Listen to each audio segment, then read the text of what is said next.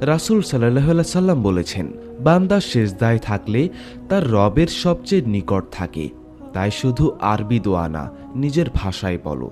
বলতে পারো, হে আল্লাহ, আমাকে বদলে দিন। এই কান্নাই দোয়া কবুলের চাবি।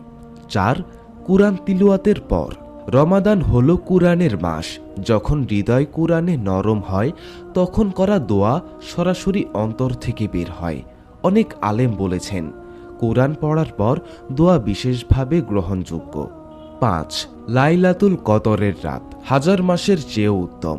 এক রাত সমান সমান ৮৩ বছরের ইবাদত। রাসূল সাল্লাল্লাহু আলাইহি সাল্লাম বলেছেন, আল্লাহুম্মা ইন্নাকা আফুন। এই রাতে ভাগ্য পরিবর্তন হয়। অনেক মানুষের জীবন এক রাতের দোয়ায় বদলে গেছে।